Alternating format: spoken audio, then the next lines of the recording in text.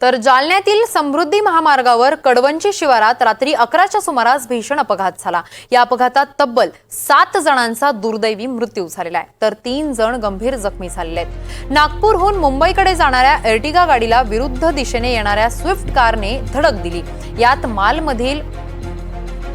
यामध्ये मालाडमधील तिघांचा, देऊळगावच्या, उमरखेड, पिंपळगावच्या चौघांचा मृत्यू झालाय।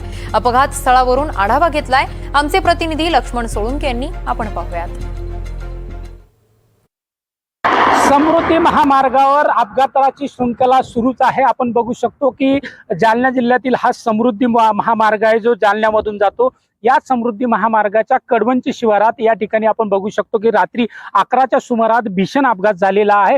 एक मारुती स्विफ्ट कार आहे, जी कार या अपघात स्थळापासून जवळ असलेल्या पेट्रोल पंपावर डिझेल भरल्याच्या नंतर ही कार देऊळगाव राजाच्या दिशेने निघाली होती आणि समोरून नागपूरकडून येणाऱ्या इर्टिगा कारला ही विरुद्ध दिशेने जाणाऱ्या स्विफ्ट कारने जोरदार धडक दिलेली आहे आणि त्या धडकेनंतर ही कार समृद्धी महामार्गाच्या बाजूला असलेले हे कठड्या, जे लोखंडी कठडे आहेत, जे बॅरिकेड्स आहेत, ते तोडून समृद्धी महामार्गाच्या खाली गेले होत्या। रात्री पोलिसांनी घटनास्थळी धाव घेत ह्या ठिकाणी बचाव कार्य करत 5 जणांना या ठिकाणी उपचारासाठी रुग्णालयात हलवलेला आहे। तर आपण बघू शकतो की या ठिकाणी या अपघातामध्ये 7 जणांचा दुर्दैवी मृत्यू झालेला आहे। आपण बघू शकतो या मृतामध्ये देऊळगाव राजा परिसरातील चौघांचा समावेश आहे। तर मुंबईच्या मालाड भागातील या एकाच कुटुंबातील 3 जणांचा समावेश असल्याने संपूर्ण या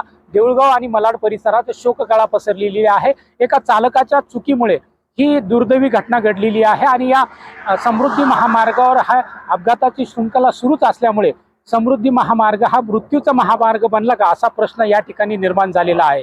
लक्ष्मण सोळुंके, NDTV मराठी, जालना।